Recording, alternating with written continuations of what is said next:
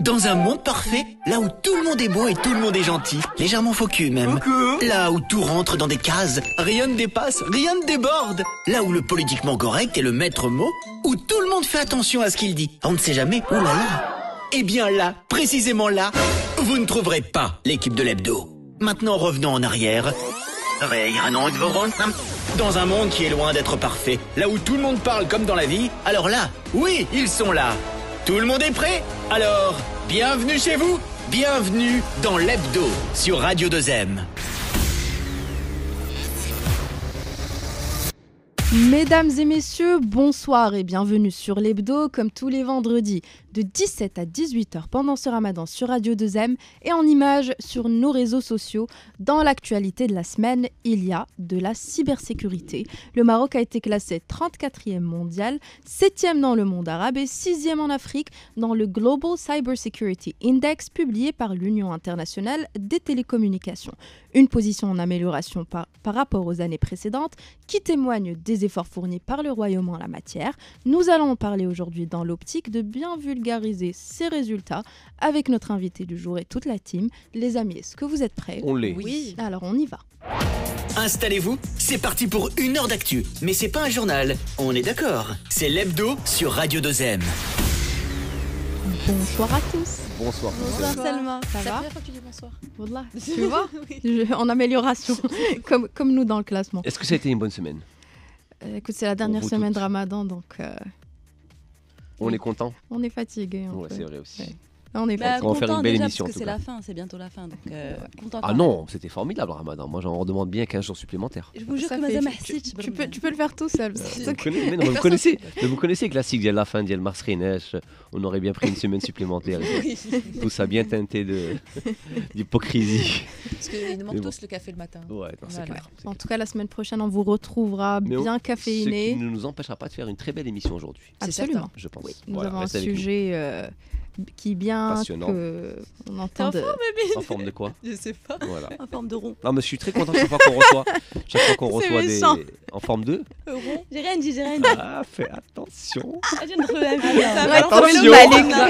Attention cette émission. Je trouve que vous êtes beaucoup trop étalés. Non, non, au contraire, c'est parce que je suis Yallah, content parce qu'on dites-nous. aura une pointure avec nous aujourd'hui dans un domaine super. Absolument. Voilà. Yallah, dites-nous ce que vous avez concocté dans vos chroniques aujourd'hui. Moi, je vais vous parler du mal-aimé grec. Mal aimé, effectivement. Voilà. Oui.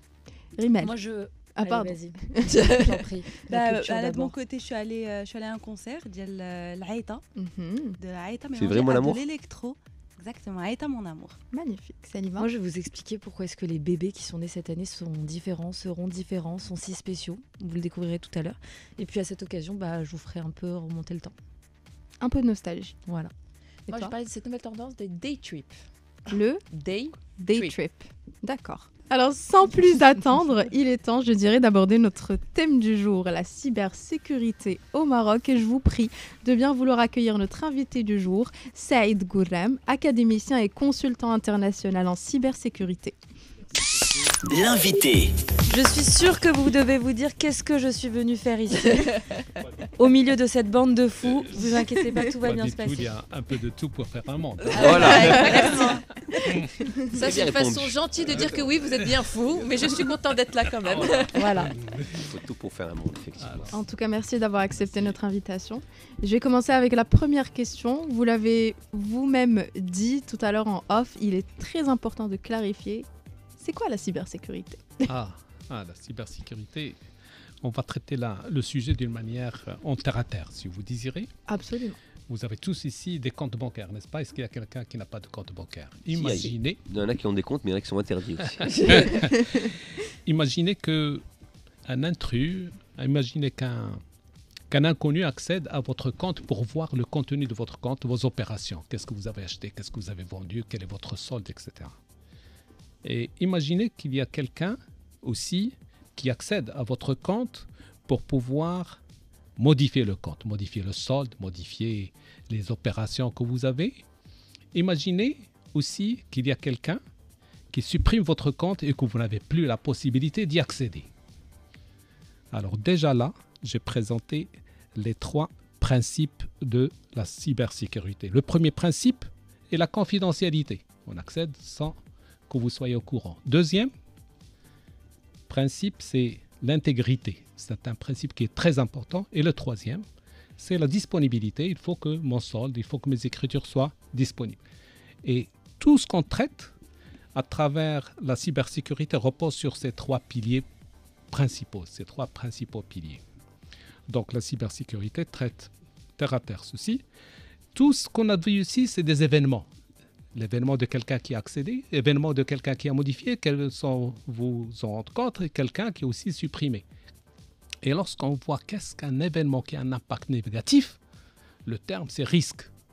Donc on associe obligatoirement la sécurité informatique au risque. Et lorsqu'on parle risque, on augmente. On n'est plus à l'opérationnel, on est au managérial. Donc on est obligé que la gouvernance prenne en considération ces éléments-là pour qu'on puisse avancer convenablement. Magnifique. Ce qui nous amène donc à la seule question qui vaille, la première. Oui. Où en sommes-nous dans justement de cette sécurité au niveau de la cybersécurité? La cybersécurité, nous, ici dans Est-ce qu'on doit avoir peur? Je vais le dire différemment. Est-ce qu'on doit avoir peur? Ah, bien sûr. Est-ce qu'on doit être bien terrorisé? sûr, vous savez, tout ce qu'on peut faire pour lutter contre ce fléau-là de cybersécurité, ces événements qui impactent négativement, que ce soit l'individu, que ce soit l'entreprise, que ce soit l'organisation, l'État dans sa globalité, l'organisation d'une manière générale, le risque zéro n'existe pas. Il y a toujours un risque. Toujours un risque. Vous savez, on peut mettre tout ce qu'on veut, il suffit qu'il y ait une petite vulnérabilité, le terme exact qu'on utilise dans le domaine, une petite vulnérabilité qui casse tout. À maintes reprises, moi personnellement, je suis dans le domaine, ça fait plus de 20 ans. J'ai traité exactement 424 dossiers dans ce domaine-là. Et parfois, on se retrouve avec des organisations qui ont mis en place toute l'infrastructure, tout ce qu'il faut, et un beau jour, ils s'étaient attaqués à les comprendre. Oui. Mais pourquoi? Parce qu'il y a une petite vulnérabilité. Et vous avez bien dit, le Maroc, d'accord, il est bien classé. Absolument, j'aimerais bien qu'on revienne au classement. Alors, on est 34e dans ce classement de l'UIT au niveau mondial en matière de cybersécurité. Alors déjà, est-ce que c'est bien ou c'est pas terrible ce classement? Ah, ce classement-là... En fait, qu'est-ce qu'il veut dire surtout pour le royaume? Oui, qu'est-ce qu'il veut dire exactement. Alors, vous savez, c'est un classement d'abord de l'Union internationale de télécom, l'UIT. Pourquoi on effectue ce classement-là? C'est principalement pour des raisons pécuniaires. Derrière, il y a de l'argent, derrière, il y a des investissements. On veut savoir où est-ce qu'on va mettre notre dollar, dans quel pays, et quel est ce dollar-là, il doit être sécurisé. C'est ça. Alors l'UIT a mis en place une classification. Cette classification, le bas niveau, c'est le niveau 5, et on augmente jusqu'à ce qu'on soit au premier niveau. Au bas niveau, ça veut dire qu'il n'y a pas de juridiction, il n'y a rien qui vous protège, votre dollar. Il n'y a pas de cadre. Il n'y a pas de cadre, vous savez, législatif, juridique. Le deuxième niveau, c'est qu'on commence à sentir le besoin qu'il faut mettre en place, qu'on a commencé à mettre les éléments nécessaires. Le troisième, ça y est, et le quatrième, c'est qu'on commence à contrôler. Et le cinquième, ça y est, on est en pleine expansion. On doit maîtriser, on doit aussi assurer l'amélioration de ce système de cybersécurité. Où en est le Maroc? Alors, le Maroc, il est au niveau le plus élevé, c'est number one. Avec qui c'est qui est à côté, bien sûr, c'est les géants de ce monde. C'est aussi l'Arabie Saoudite, c'est aussi Qatar, c'est aussi les Américains. Les Américains, oui, les tops, c'est ceux-là. Donc alors on se bien classe. Placé on est très très bien placé, mais comme je disais, c'est un niveau d'amélioration continue. C'est-à-dire quoi? Ça veut dire aujourd'hui, si on lâche, on risque de passer au niveau 3. Mais il ne faut pas passer au niveau 3. Ça veut dire quoi si on lâche? Si on lâche, c'est-à-dire tout simplement, si on ne suit pas l'évolution de la technologie au niveau de la cybersécurité, on lâche. C'est-à-dire, ça y est, on passe à un niveau subordonné. C'est négatif. Lorsqu'on est à un niveau élevé, on passe au niveau... Non, il faut pouvoir améliorer d'une manière continue. Mais ça reste difficile parce que la nouvelle technologie, elle évolue à une vitesse qui est quand même folle.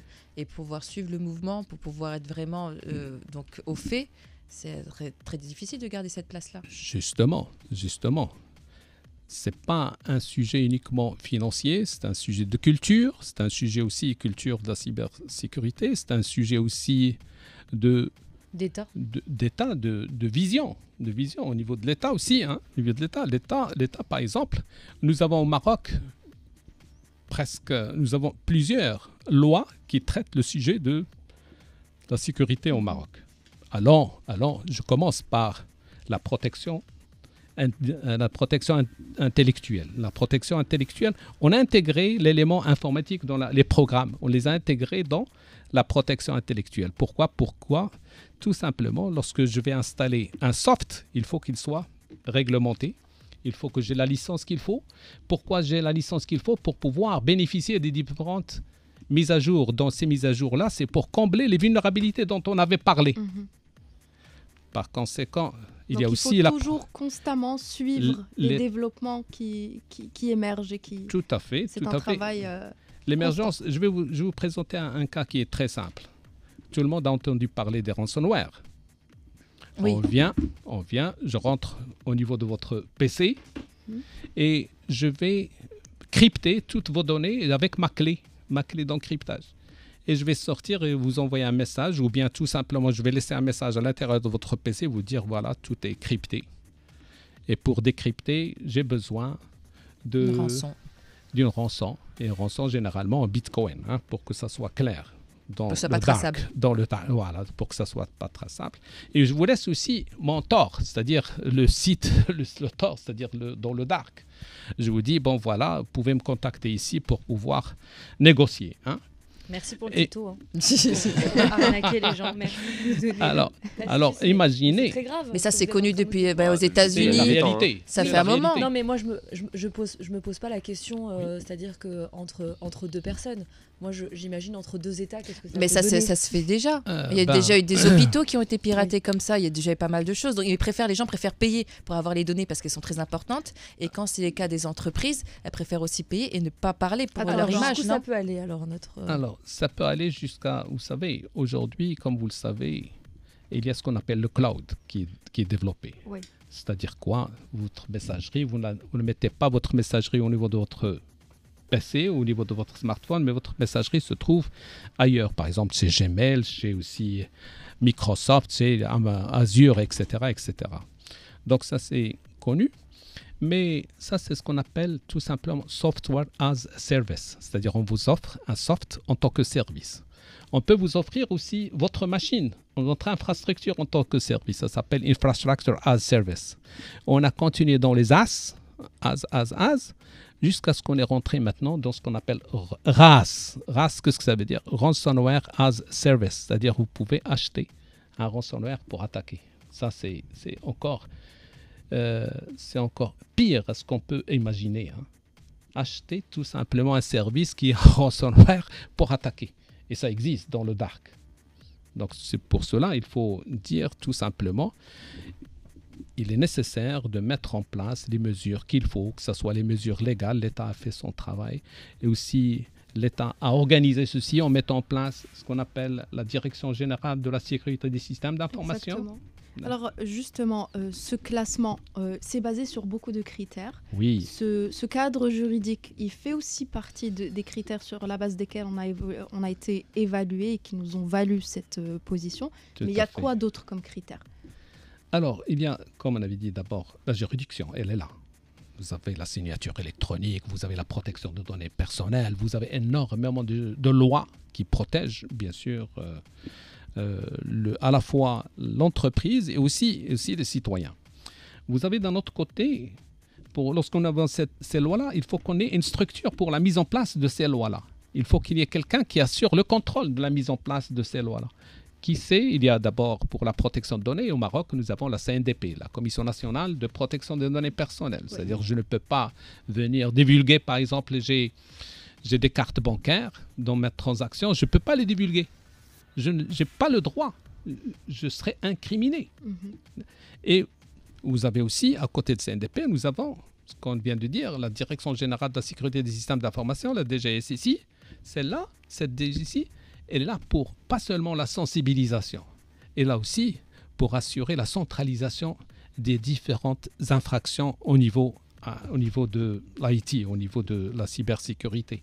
C'est-à-dire lorsque vous avez un incident, il faut le déclarer directement. La première des choses, j'ai par exemple une attaque de ransomware. La première des choses, j'arrête le réseau pour qu'il n'y ait pas une continuité et je signale ceci à la direction générale de la sécurité. Et vous avez aussi, au Maroc, parmi les critères, c'est la coopération internationale. C'est parmi les critères. Le premier critère, c'est la loi. Le deuxième critère, c'est l'organisation qui supervise ceci. Et vous avez aussi la coopération. Au Maroc, il y a énormément de coopération à l'international pour pouvoir effectuer à la fois des échanges d'expériences, pour pouvoir aussi développer les compétences. On forme actuellement plus de 3000 ingénieurs au niveau de sécurité au Maroc. Il y a ce nombre-là, il y a énormément d'attachement avec d'autres entités internationales. Très bien. Ça, c'est pour tout simplement avoir une idée sur les différents critères qui sont précisés par GCI. Alors, comment est-ce que vous expliquez, alors justement là vous venez d'évoquer justement cet environnement, toutes ces instances, ces organes qui doivent travailler ensemble main dans la main pour justement faire barrière. Oui. Comment est-ce que vous expliquez qu'avec un tel niveau de protection, donc vous disiez tout à l'heure que le Maroc est au niveau T1, donc soit le niveau le plus élevé aux côtés de la France, des Américains, des Allemands, des Japonais, comment est-ce que vous expliquez qu'on soit aussi le pays le plus attaqué et que ça nous coûte aussi cher ? En fait, je ne comprends pas comment est-ce qu'on peut être aussi bien classé et aussi très bien, autant attaqué. Aussi vulnérable, voilà. Est-ce qu'il y a un lien entre les deux déjà ? Vous savez, est-ce que plus on est protégé, plus on se fait attaquer ? Enfin, comment ça marche ? Vous savez, actuellement, je vais vous dire, pour lutter contre les cybercriminels, les entreprises, je parle des entreprises, les entreprises, elles mettent en place une structure spécialisée dans la sécurité, ce qu'on appelle la responsabilité de la sécurité des systèmes d'information. En anglais, c'est CISO. Chief Information Security Officer. Ce CISO, son rôle, c'est la mise en place des différentes stratégies qui sont précisées. Et en plus de cela, au Maroc, nous avons des sociétés spécialisées en cybersécurité qui offrent la supervision des centres de calcul, des data centers. Ces sociétés-là, ils rentrent, ils voient un peu ce qui se passe dans les traces. Vous avez compris? Ils passent, ils regardent. S'il n'y a qu'un intrus qui rentre, ils disent stop, il y a un intrus, il faut qu'on puisse mettre en place ce port-là. Parce que lorsqu'on rentre au niveau informatique, on rentre par des portes, entre guillemets, les gates. Alors attention, ce port-là, il n'y a qu'un intrus qui rentre, on bloque et on voit qui c'est pour pouvoir lutter. Donc, nous avons... Mais il y a encore du chemin à faire. Je ne dis pas que ça y est, on est arrivé au summum. Donc, le tout, c'est de pouvoir avancer, mettre en place encore beaucoup plus de process et aussi attaquer. Donc, on était dans l'opérationnel et on est rentré à un autre niveau. C'est le niveau où on doit gérer les risques. Donc, je disais tout à l'heure, lorsqu'on traite la sécurité informatique, c'est au niveau opérationnel. Et lorsqu'on soulève un niveau élevé pour que la direction puisse être sensibilisée pour aussi mettre en place les stratégies nécessaires, il faut qu'on traite les risques. Et là, on doit mettre en place au niveau des entreprises qui sont mûres, qui sont matures, on doit mettre en place ce qu'on appelle le GRC. C'est quoi GRC? C'est Governance, Risk and Compliance. La gouvernance, c'est de pouvoir intégrer la sécurité des systèmes d'information au niveau de la stratégie de l'entreprise. Les risques, il faut qu'on identifie d'une manière continue les risques. C'est un travail qui on continue, on ne doit pas s'arrêter, continuer. Il faut identifier, mettre en place, les évaluer, mettre en place les contre-mesures. Et finalement, nous assurer est-ce qu'on est en conformité avec ces lois, en conformité avec les directives internationales, les directives de l'ONU aussi, qu'il faut prendre en considération. La chance qu'a le Maroc, c'est que lorsqu'on a mis, par exemple, la DGSI, on n'est pas parti par les 36 chemins. La DGSI s'est dit, tiens, on va appliquer les normes internationales. C'est un point qui... Oui, j'ai la capacité intellectuelle, j'ai les capacités... Non, mais les normes internationales, c'est ce qu'on va appliquer. Bien sûr, il y avait un discours de Sa Majesté qui était déjà en 2016, qui a présenté la nécessité de mettre en place des mesures de sécurité au niveau des au niveau des systèmes numériques. C'est très important. Déjà en 2016. Et là, on voit le fruit. Nous avons bien sûr cette vision qui a été annoncée à l'échelle le plus élevée du Maroc. Et ceci se concrétise au niveau des ministères, au niveau de DGC, ça continue. Mais il y a encore, vous avez raison, il y a encore du chemin à faire. C'est-à-dire qu'on n'est pas, il ne faut pas dire ça y est, on est arrivé, le risque zéro n'existe pas. On va revenir à tout ça dans un moment. Pour l'instant, je vais vous demander, est-ce que vous êtes fan de foot ? Ah, vous savez, le foot, mis à part les derniers événements de Regragui, hein. On va en parler alors. Voilà, comme ça vous êtes deux. Mis à part les derniers événements de Regragui, là j'adore. Ah bah justement, mais je comprends pas qu'est-ce Amine que va vous revenir dessus reprocher à notre Regragui national. J'y arrive.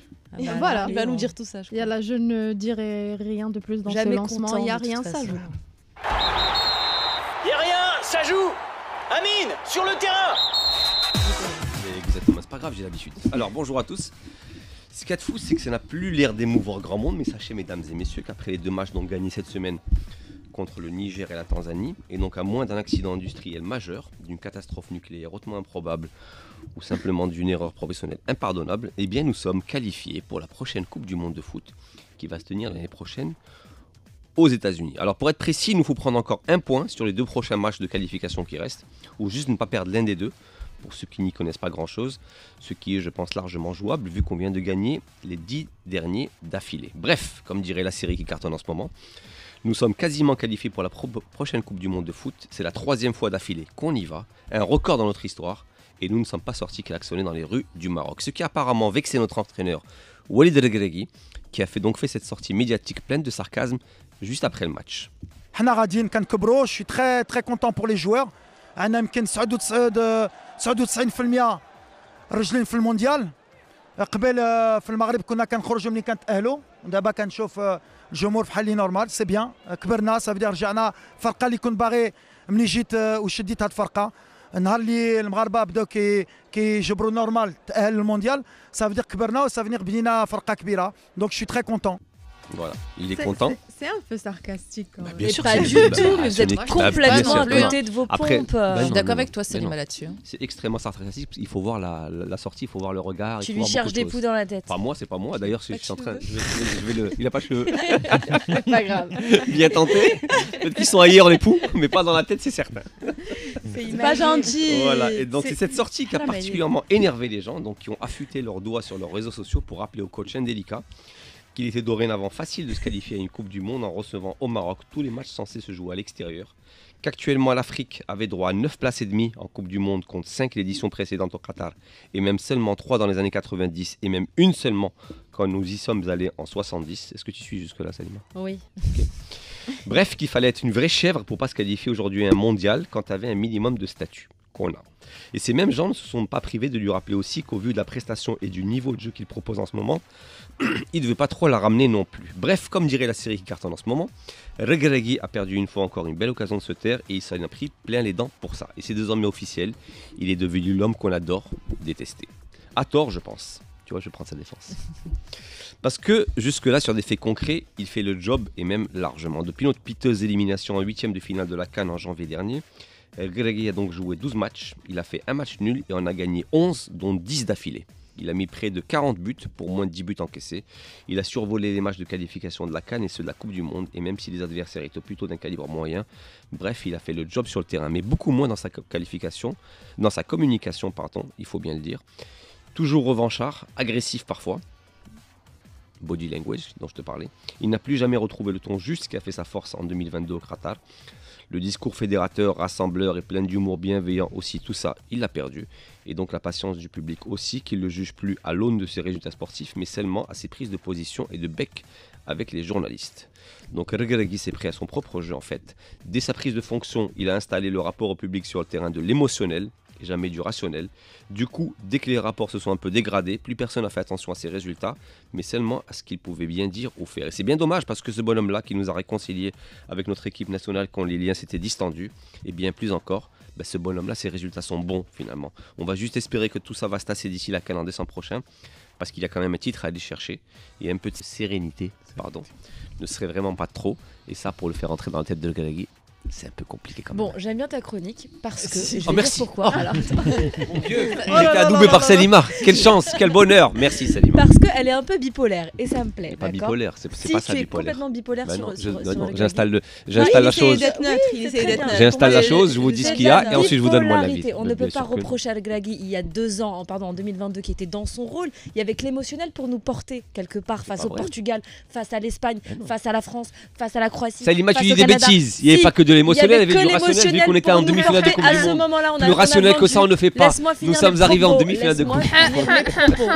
Il y avait beaucoup d'émotions à ce moment-là et l'émotion C'est vrai. avait sa place à ce moment-là. Aujourd'hui, nous sommes une grande équipe. Je suis désolée. Il est dans son rôle Il a d'entraîneur cassé aussi. l'émotionnel justement. En fait, il nous Qu'en a pensez-vous, menés. monsieur? Qu'en Alors, pensez-vous, moi monsieur, voilà. personnellement, je vais faire une petite analogie avec notre sujet de Allez, cybersécurité. c'est parfait. Très bien, Oui, ça, mais c'est la ce qu'on vérité veut. quand même sur Oui, le la clavier. vérité, bien sûr. Je vais dire la vérité avec analogie. Comme j'avais dit, pour la cybersécurité, il y a une orientation royale. La même chose, il y avait une orientation royale au niveau de Srerat. Oui. D'accord, ça c'est connu. Par la suite, si vous vous rappelez, il y avait une politique qui a été mise en place. C'était le président, comme il s'appelle, le président de la fédération, Lakja,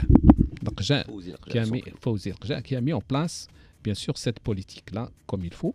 Et il a fallu la concrétiser d'une manière opérationnelle. D'une manière opérationnelle, il y avait des entraîneurs, il y avait aussi, c'est la partie opérationnelle. Et cette partie opérationnelle, donc là, par analogie, nous avons les lois, nous avons tout. Et au niveau opérationnel, nous avons la sécurité qu'il faut mettre en place. Et exactement pour le sport, pour le foot, il y a des événements qui ont un impact négatif. C'est ce qu'on appelle les risques. Et on doit recenser tout simplement ces risques-là. Je suis sûr et certain. Regragui, Pour il le parle. foot, c'est quoi les Justement, les- Regragui, il parle au grand public. Mais croyez-moi, derrière, il y a le risk management. Derrière, il y a aussi la qualité. Vous voyez, chaque joueur, lorsqu'il frappe une balle, il est recensé dans son actif ou bien dans son passif. Il y a du travail qui est en fait, derrière, vous la êtes- même chose que Vous pour... êtes un peu compatissant avec le sélectionneur national. C'est-à-dire, tout simplement, je dis qu'il y a du travail. On est dans la cybersécurité, on est dans le groupe One. Et dans le foot, on est dans le groupe One, qu'on le dit, qu'on le veuille ou qu'on ne le veuille pas. Donc, C'est très belle, C'est c'est une bonne très belle analogie, analogie. effectivement. Par contre, on Par va contre, revenir, là où il a on raison, va c'est qu'il va revenir avoir à notre encore sujet, beaucoup les de boulot, amis. que ça soit dans Je suis le foot, désolée, on même ne dans peut la pas communication s'étaler des- sur l'équipe nationale, sinon on deviendrait Très bonbonnet important, royal. l'équipe nationale. Ouais, mais c'est le Tu sais ce bonbonnet qu'a dit un rare. jour Bill Shankly, qui était un grand entraîneur de Liverpool? Il a dit le s'appelle foot. Beach and Click. Bill Shankly. Ah. Bill Shankly. Beach and Click. Il a dit le foot n'est pas une affaire de vie ou de mort. excusez-moi. C'est même plus que ça. Hmm. Donc c'est très important. يلا l'équipe خلونا nationale. نرجعوا السوجي. Yallah, Excusez-moi, on- je Oh là là là là là. L'invité veut je compléter. voudrais Allez. demander à Salima, parce que je l'ai interrompu tout à l'heure, qu'est-ce que tu en penses de cette analogie, Salima? Ah, moi j'aime beaucoup. Oh, Mais j'aurais préféré avoir l'avis de Elle a rien Monsieur compris. Gouram Elle a rien compris. et Elle a pas l'avis Non. de l'expert, pour être très honnête. Mais ça Peut-on, m'a... s'il vous plaît, je vous Je vous dérange jure pas. qu'elle n'a pas compris la. Je vous dérange pas avec, je vous dérange pas avec le sujet du jour. aïe. Sigorem, en Pardon. 2021, le Maroc a été ciblé par 577 cyberattaques selon les statistiques de l'administration de la défense nationale. Alors, j'ai pas pu trouver d'autres chiffres. Oui. Est-ce que c'est un chiffre qui a évolué ces dernières années? Est-ce qu'il a diminué? On en est où? Alors, c'est déjà pas mal qu'on recense ces attaques. C'est très important. Et lorsque on a les chiffres, on peut mener des actions. Très bien. Moi, j'ai assisté à plusieurs de ces attaques-là que vous avez citées.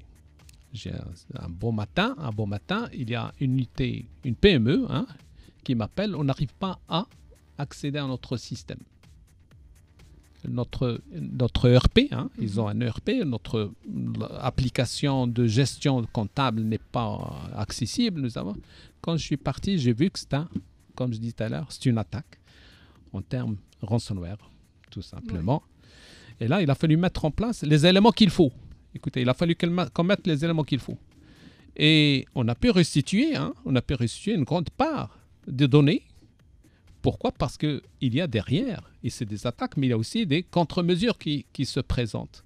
Donc oui, l'attaque, elle est là, on est ouvert, l'Internet est ouvert, et de ce fait-là, il y a des vulnérabilités, les gens cherchent où est-ce que se trouve la petite faille pour y accéder. Donc en fait, Dans si on le monde comprend entier, bien, on peut être attaqué sur nos comptes bancaires, sur nos comptes sur les réseaux sociaux à n'importe quel moment de la journée, de vous l'année, savez, du mois, de la semaine. Oui, je vous dirais oui. Pourquoi je vais vous dire oui? Si vous mettez votre mot de passe, vous, en tant que client, si vous mettez sur votre mobile votre mot de passe, ce mot de passe-là, il peut être intercepté par quelqu'un si par exemple, on vous met une cam, d'accord, on va vous mettre une cam, on va voir votre code que vous avez rentré. Je peux y accéder. On vous dit par exemple, ne mettez jamais votre code de l'application de la banque sur un Wi-Fi public si vous êtes connecté sur un Wi-Fi public. Tout à fait. Tout le monde peut recueillir vos... Exact. Alors là, vu qu'on est dans la session conseil, oui. Dites-nous 3-4 conseils. Alors, parce que je pense qu'on a terrorisé les auditeurs. Non, elle a raison. Le premier conseil, c'est qu'il y a la sensibilisation d'abord des clients de la banque, puisqu'on parle de la banque, hein. On peut parler d'une manière générale, on a précisé qu'il soit sensibilisé. Lorsqu'on lui donne, par exemple, son compte, on doit lui expliquer, hein, avec une vidéo, avec carrément qu'il se présente au niveau de l'agence ou bien qu'on doit trouver pour le sensibiliser l'importance de ce mot de passe. Premier des choses. Deuxième des choses, il faut que son équipement, son device, son équipement, hein, son smartphone ou bien son PC, qu'il ait les mesures de sécurité pour qu'on n'intercepte pas ces mots de passe. Et le troisième élément, qui est à la charge maintenant de la banque. Maintenant, je passe au niveau de la banque. La charge de la banque, toutes les banques actuellement utilisent l'encryptage au moment de transfert. Vous savez, lorsque vous voyez HTTP, il y a petit S, c'est pour dire sécuriser. Qu'est-ce que ça veut dire sécuriser? C'est-à-dire, toutes les données qu'on va échanger sont cryptées. Personne ne peut voir qu'est-ce qu'on va échanger, y compris, bien sûr, principalement votre mot de passe. Et derrière maintenant, derrière la banque, je dis tout simplement, la banque est amenée à être en compliance. En conformité avec quoi? Avec les directives de la RGSSI. Et ça vaut donc pour notre sécurité. Ça, c'est les 4. Vous m'avez demandé 4, Salima? 4? 4, j'ai présenté 4. Si vous m'avez demandé 10, je vous donnerai 10. Justement, on entend souvent parler des techniques de phishing qui sont utilisées. On parle de cyberattaques qui visent les banques, du coup. C'est quoi exactement ce phishing? Ça veut dire quoi? Alors, le phishing, بالعربية هو التصياد. D'accord, pour que ça soit clair. Alors, c'est ça. Hein? Alors, je mets à la place, par exemple, de la banque et... il y a l'usurpation, il y a aussi le phishing. C'est-à-dire, par exemple, j'ai ici 2M, votre 2M.ma, c'est ça? Oui. C'est ça? Oui. Je peux créer, par exemple, 2M. Autre chose. D'accord? .org.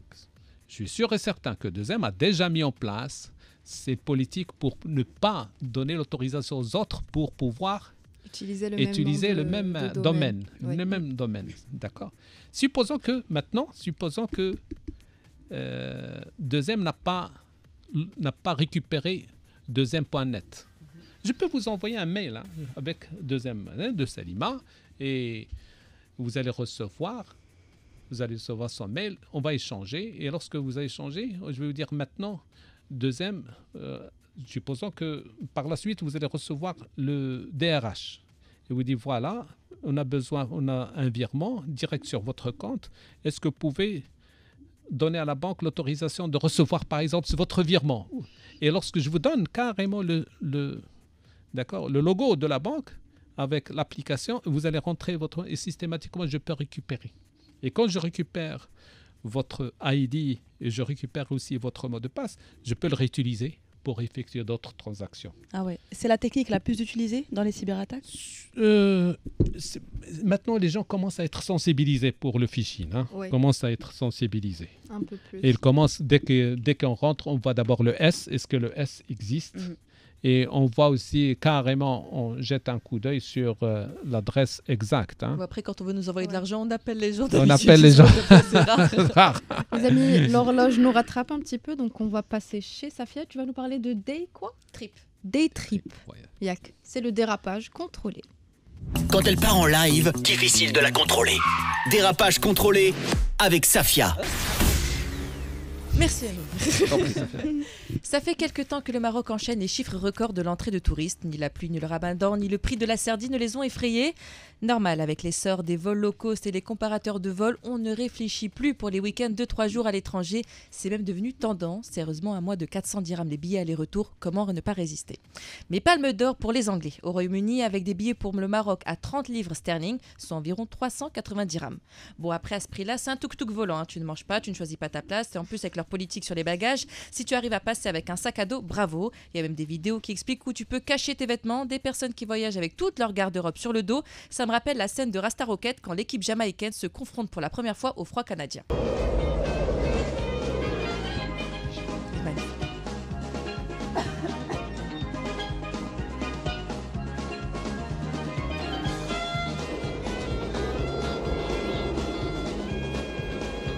Prochaine pub pour les vols low cost.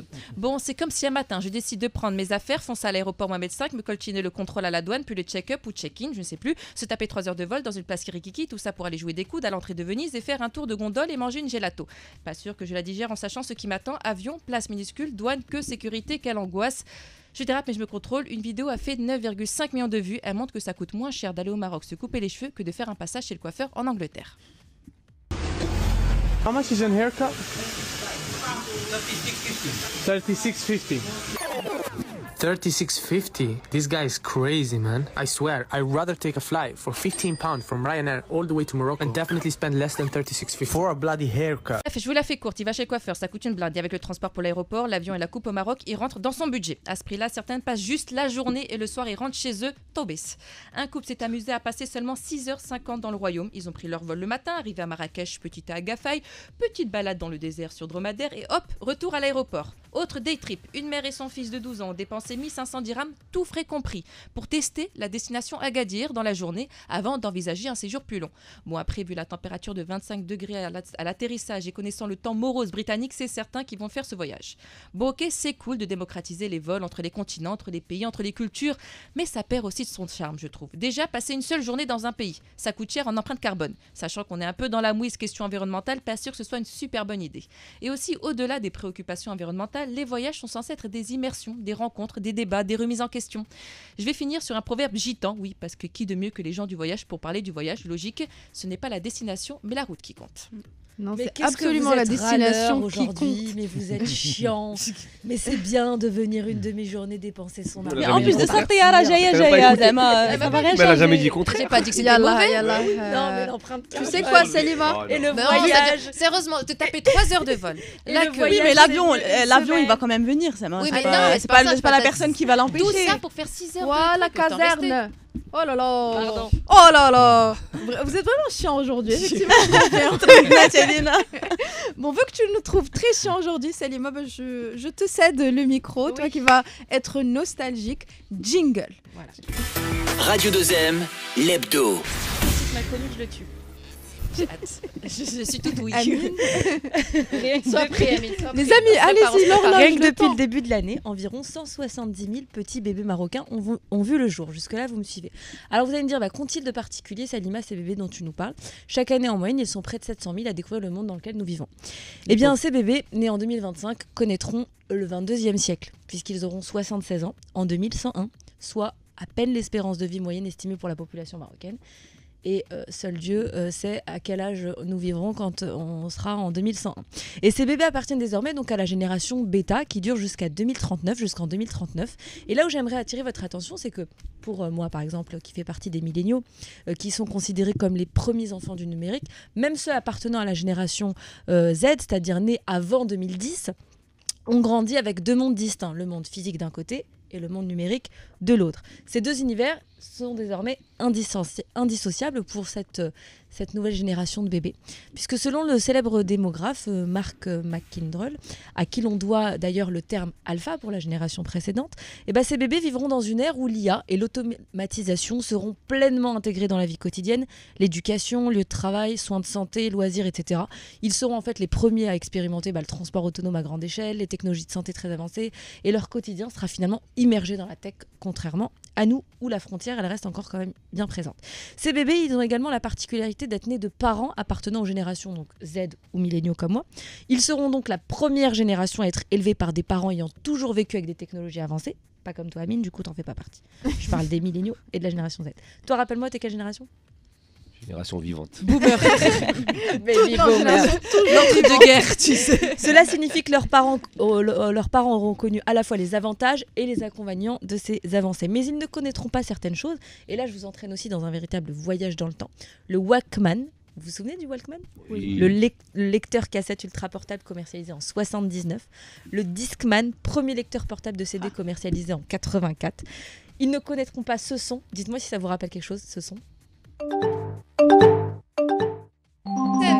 Oui, MSN.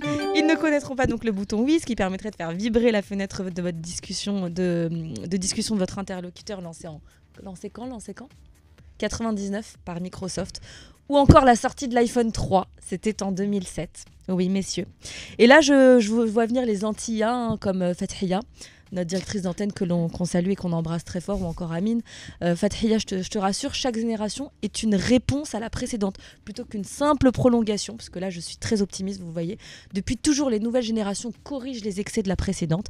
Ils n'auront sans doute pas besoin d'apprendre, comme nous, car une simple question posée à voix haute leur permettra effectivement d'obtenir immédiatement une réponse et une solution grâce à l'IA. Mais ces futurs bébés, ils apprendront à être humains, je pense.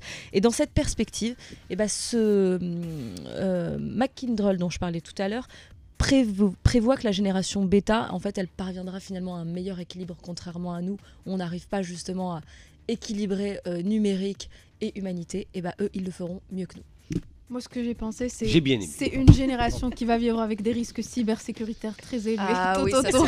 Justement. Ou pas, parce que je pense que ça peut nous mener au prochain sujet qui suit la formation à Nefel Maghreb. Voilà, les générations futures, comment on les forme. Voilà, est-ce qu'aujourd'hui nous formons assez ? Est-ce que nous formons bien ? Justement, moi je traite comme activité aussi d'enseignants dans une école d'ingénierie et aussi de sécurité ici. On en a beaucoup au Maroc. Innove, il y en a au Maroc et il y a énormément d'accord, actuellement on est à 1000 étudiants dans le domaine, c'est important. Innove par exemple, lorsqu'elle traite la cybersécurité, elle la traite en plusieurs niveaux, jusqu'à la mise en place du système de management de la sécurité des systèmes d'information dans sa totalité. Très bien. Et ce qui est aussi recommandé par la DGSIC. Ce que je disais tout à l'heure, le programme, les directives de la DGSIC sont enseignées dans les écoles, très importantes dans les écoles pour la sécurité, pour qu'ils soient en harmonie avec d'abord les directives locales et aussi internationales. Et comme vous le savez, il y a énormément de fuites de ces ingénieurs-là à l'international. Oui, il y a énormément. Est-ce que c'est parce que peut-être le marché du travail n'emploie pas correctement chez nous ? Parce qu'il n'y a pas beaucoup d'entreprises qui sont... Vous savez, l'expérience internationale est toujours riche. Je ne dis pas que c'est la France ou bien les États-Unis. Un jeune doit vivre aussi d'autres cultures pour pouvoir tout simplement les comprendre et aussi cohabiter par la suite avec eux. Et au domaine de la sécurité, moi je connais, vous avez parlé de l'intelligence artificielle. Nous avons un lauréat de l'école qui a mis en place un système, ça fait plus de 4 ans, un système de sécurité basé sur l'intelligence artificielle. C'était avant-gardiste à l'époque. Et c'est quelqu'un qui a bien réussi, il a mis son start-up, il a bien réussi ses activités, déjà 4 ans dans le domaine, c'est-à-dire la mise en application de l'intelligence artificielle pour la sécurité. Justement, vous parlez d'IA, vous faites bien. C'est donc effectivement une énorme opportunité, mais c'est en même temps, elle représente des défis, cette IA. Donc comment est-ce qu'on trouve cet équilibre ? Parce que plus il y a d'IA, plus il y a de cyberattaques, j'imagine, non ? L'IA, vous savez, partout, il y a le yin et le yang, il y a le halal et le haram. Oui. Il y a partout on trouvera ceci. Là, le revers de la médaille. D'accord, partout on trouvera ceci. L'IA, elle est utilisée principalement pour la prédiction. On va prédire, par exemple, lorsqu'on reçoit un message, ce message-là est frauduleux, ce message, c'est très très important. Alors, l'IA, il joue un rôle très important dans ces prédictions-là pour que ça soit aussi un contrôle préventif avant qu'il y ait l'attaque. Donc, elle peut être un outil au service des systèmes de cybersécurité. Pas seulement un ennemi aussi. Non. Pourquoi ennemi ? Il faut le positiver. Il faut positiver. Vous avez dit tout à l'heure, si on n'utilise pas ces outils, oui, d'autres personnes le feront. Le feront, exact. Vous avez entendu ? Vous avez entendu ? Oui, j'ai entendu. Moi, je suis pro-IA. Il faut s'intéresser à Amine. Amine. C'est Amine. Ouais. Alors, on a une stratégie nationale de cybersécurité. Oui. Par contre, je suis en train de regarder l'horloge et donc on va y revenir après avoir écouté Rimel. J'aimerais bien que vous nous présentiez cette stratégie parce qu'on ne sait pas en quoi elle consiste et il y a très peu de communication autour. C'est Week-end en culture. Week-end en culture. Ouais, du coup, cette semaine, j'ai assisté à un concert de dingue de Aïta Mon Amour. C'est quoi cet accent marseillais? Aïta Mon Amour, de dingue. Vraiment, parce que c'était vraiment un concert de dingue. Aïta Mon Amour, je ne sais pas si vous connaissez, c'est un duo. Donc, duo formé en 2022. Il mélange la Aïta traditionnelle avec de l'électro. Oui, vous avez bien entendu, du chant populaire marocain sur des beats électro.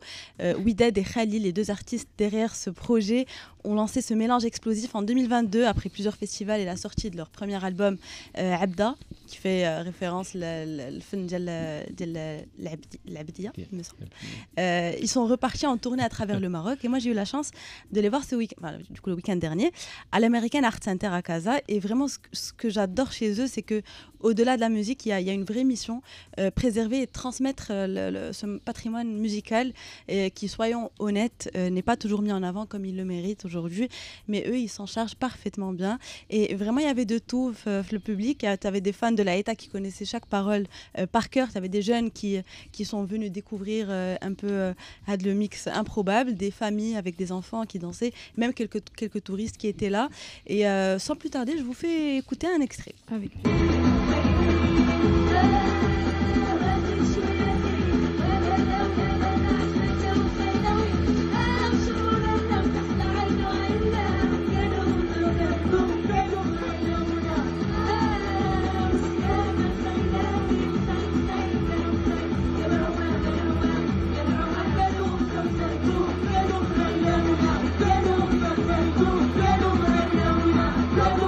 La salle était pleine?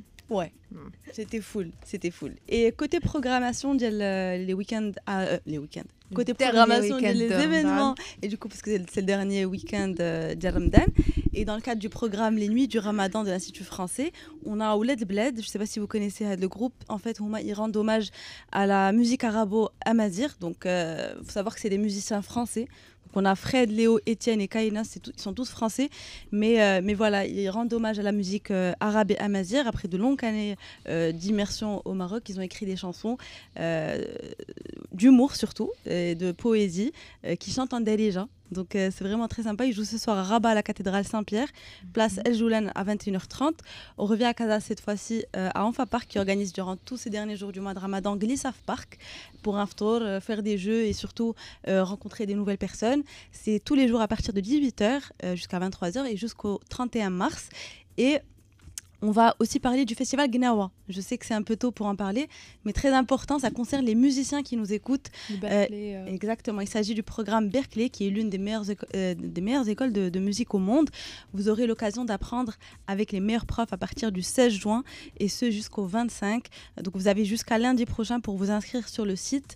C'est jusqu'au 31 mars, donc vous trouverez le lien directement sur le site du festival Gnawa. Voilà.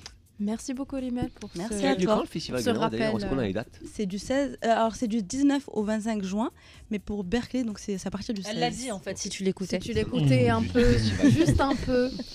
Allez, on va revenir à notre sujet. Merci beaucoup Rimel. Merci à toi pour ce bel agenda culture. On parlait de la stratégie nationale de cybersécurité 2030. Oui, comme j'avais dit, il y a une orientation royale qui est là, et il y a aussi les différentes instances de l'État qui s'occupent aussi de ce travail. Il y a des recommandations qui sont faites, franchement, des recommandations très, très efficaces qui sont adressées je vous dis, comme quoi, par exemple, la mise en place d'une politique sécurité au niveau de l'entreprise. Ça, c'est une directive très importante. Et cette directive, elle contient quoi? Elle contient, par exemple, l'affectation d'un mot de passe unique à un utilisateur. Lorsque je suis au niveau de mon entreprise, je dois pas avoir 36 mots de passe. Je dois avoir celui de Windows, qui est appliqué aussi aux différentes applications. À la plateforme de l'entreprise. Et sont liés. Sont liés, vous avez bien raison, sont liés avec ce qu'on appelle single sign-on. Ça, c'est un terme. Imaginez, single sign-on, un seul mot. Ce single sign-on, il a été introduit par qui? Il a été introduit par une loi américaine qui s'appelle Sarbanes-Oxley.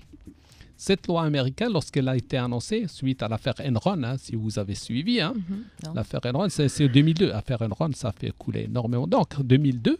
C'est quoi cette affaire? C'était une société vraiment, américaine. Très brièvement, parce que brièvement, on est une société américaine qui a été tout simplement pour laquelle il y avait un grand consultant, c'était Anderson, au-delà de Deloitte, au-delà de EY, Ernst & Young. Très prestigieuse. Alors, cette entreprise-là, il y avait des problèmes au niveau de la présentation des chiffres, ça a coulé. Donc, il y avait deux parlementaires américains qui ont mis en place une loi. Dans cette loi, il y a la mise en place de single sign-on. Et le maintenant, mot de passe unique. Unique. Imaginez, ça, c'était en 2002. En 2003, Microsoft a lancé un Windows 2003. Ce Windows, pourquoi il a été lancé? Pour être en conformité avec la loi. Et on continue. Donc, à chaque fois, lorsqu'on met en place un système, donc il va falloir qu'on assure, comme on avait dit, une très bonne gouvernance au niveau de l'entreprise. Deuxième élément, il faut qu'on maîtrise les risques, parce qu'on avait dit le risque zéro n'existe pas. Et le troisième élément, c'est compliance, conformité. Avec les règles et les normes. Voilà, les règles et les normes. Très bien, il nous reste vraiment quelques petites minutes pour finir l'émission. Donc je vais vous demander, vous nous avez donné des conseils tout à l'heure pour se protéger sur le plan individuel. Oui. Je vais vous demander le mot de la fin, peut-être aussi dans cette optique. Est-ce que vous avez plus d'informations à nous donner qu'on peut implémenter dans notre quotidien, dans notre utilisation de nos téléphones, de nos comptes, etc. Pour le quotidien, j'ai deux recommandations principales. La première, c'est la protection de ces données, principalement les mots de passe. Parce que je trouve, même le smartphone, lorsque je... Les laisser sur un trousseau d'accès, c'est bien ou c'est pas bien? Non, pas du tout. Pas du tout, Salima. C'est même très déconseillé. Très déconseillé. Deuxième conseil, c'est qu'on puisse tout simplement mettre à jour les applications que nous avons. J'ai mon smartphone, je dois upgrader à chaque fois, je dois voir est-ce que l'application, la dernière, si vous avez Android, si vous avez iOS, je dois voir est-ce que j'ai la dernière version. C'est vrai qu'on repousse tout le temps quand ils nous disent mise à jour, on se dit tout à l'heure. Exact. Donc, c'est des principaux conseils pour la personne physique et surtout, il ne faut pas oublier que, comme on avait dit au départ, le risque zéro, il faut être vigilant. D'accord. Moi, le truc, c'est qu'à chaque fois que je rentre sur un site, j'accepte tout le temps les cookies, surtout sur Ramadan. Je dis même accepter les cookies. Est-ce que c'est bien? Est-ce que c'est bien ça? Ça dépend si c'est un site reconnu. J'accepte, bien sûr. Je préfère qu'ils me connaissent parce que si j'aborde énormément avec ce site, je préfère qu'ils me connaissent, qu'ils me facilitent un peu les tâches. Il sait que c'est moi, je suis un homme, j'ai 45 ans, j'ai un plaisir de foot, j'ai ceci et cela. Je disais combien j'ai? 47. 45. C'est plus. C'est pas grave. C'est pas grave. À une vingtaine près. Vous êtes plus jeune qu'Amine. Ramadan. Vous êtes plus jeune qu'Amine, c'est pas grave. Juste sur les mots de passe, mais vous les enregistrez où? Les amis, vous allez m'excuser. Parce vous avez raison, il a posé une question qui est importante. Vous pouvez la reposer. Vraiment, on a la dernière. On a 50 000 mots de passe aujourd'hui, les courses, etc., machin, le cinéma. Où est-ce qu'on stocke ces mots de passe? Il faut les stocker là. D'accord. Dans le cerveau. D'accord. Comment il faut les stocker? Je dois avoir un mécanisme qui va me permettre de reconnaître mes mots de passe. Vous avez compris? Oui. Un mécanisme. Moi, par exemple, je vous donne comment je fais? Vous voulez que je vous donne? Oui, donnez-nous. Pas du tout, parce que je ne le ferai pas. Pas du tout. J'applique mes propres règles. En tout cas, ne pas les enregistrer sur une machine. Voilà. Ni les données bancaires, ni rien. Bah, merci beaucoup. Il va falloir que vous reveniez parce que j'ai l'impression qu'on n'a pas posé toutes nos questions. Ouais. Mais c'était un plaisir de vous avoir parmi nous aujourd'hui. J'ai trouvé que c'était convivial, votre émission, mais franchement, dans de très bonnes conditions. Merci à vous. Merci beaucoup. Plusieurs sujets intéressants, des sujets d'actualité, et j'ai appris énormément de choses avec vous. Merci beaucoup. Merci beaucoup. Et nous de vous. Nos chers auditeurs, on vous dit à la semaine prochaine. On a hâte de vous retrouver plus caféinés, plus éveillés. Mbrouk l'Aïd. Au revoir et à la semaine prochaine. Ciao.